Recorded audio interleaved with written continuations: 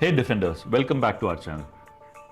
This is similar to the previous video I did regarding the Microsoft and CrowdStrike based IT outage that happened across the globe. It was one of the largest IT outages that has ever happened, making countless enterprises and small and medium scale companies suffer, right?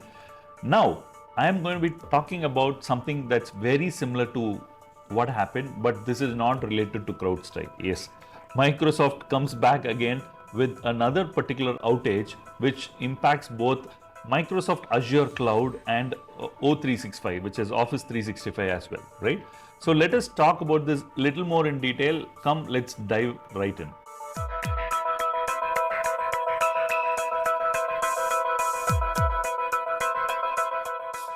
On July 30, approximately at 6:45 Indian Standard Time, Microsoft reported a global outage affecting a subset of its Azure and Microsoft 365 services.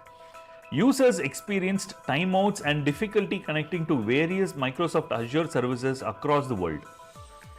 Initially, the issue was reported to be just in Europe, but it quickly became clear that the outage was not just around European region but also a global problem. This particular outage impacted multiple regions, but the most prominent ones are United States, Canada, Brazil, Europe, Asia, Australia, Middle East and India.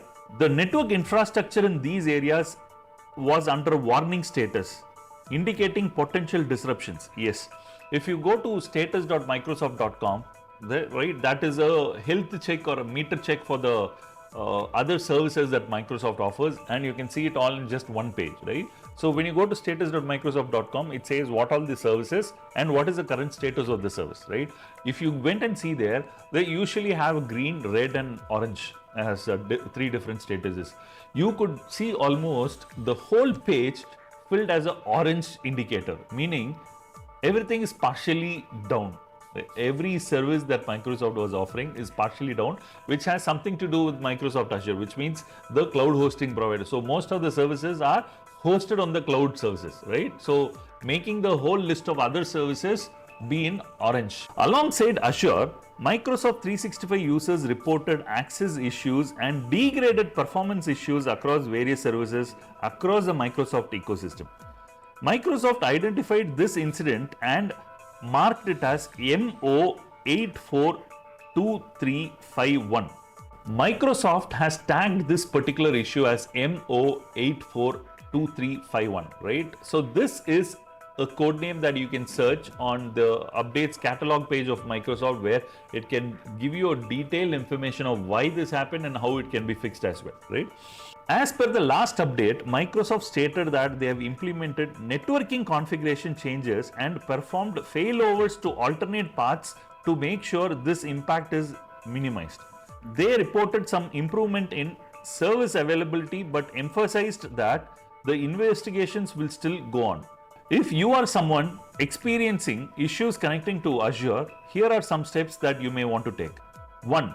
You may really want to have subscribed for Microsoft Azure status page subscription, meaning please keep a tab on the status page for Microsoft related subscriptions, right? So you can actually keep an eye understanding if it is an issue from your end or if it is an issue from the service provider's end as such. Microsoft Azure and 365 global outage is clearly disrupted services from many users worldwide.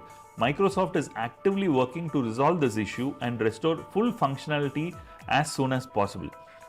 So this is the second time this is happening in a row in a single week, right? And this makes us really concerned about what other service providers have to got to do, right?